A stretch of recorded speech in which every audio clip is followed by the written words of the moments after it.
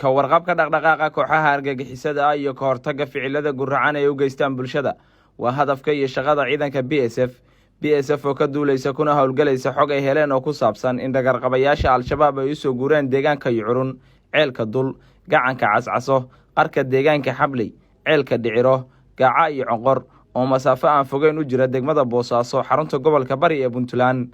Deegaanka lagu magacaabo Kamaalka waa marin ay ku dhuntaan, Dulna waa ceel biyood ay ka cayrsadeen dunyadii iyo dadkii reer guuraaga ahaa ee ceelka ka cabi jiray. ciidanka ayaa halkaasi gaaray waxayna saraakiisha ciidanku ay la kulmeen bulshada deegaanka iyagoo uga warbixiyay dhibaatada al-shabaab ay u geysato deegaanka iyo dadka ku nool. wuxuuna hadafku ahaa in kor loo qaado wacyiga bulshada deegaanka iyagoo u badan reer guuraa iyo xijaysato si aysan u khaldin una marin habaabin. kooxaha arxanka daran ayaa dadka shacabka ku muquuniyo xoog si ay uga qaadaan xoolo baad ah. ciidanka ayaa ku guulaystay inay soo qabtaan 3 xubnood oo ku jiro madaxii sahanka iyo wardoonka ee kooxda al-shabaab u qaabilsanaa buraleyda Calmiskaad. ciidanka BSF ayaa mar walba u taagan xaqiijinta amniga mandaqada Puntland iyo guud ahaan Soomaaliya.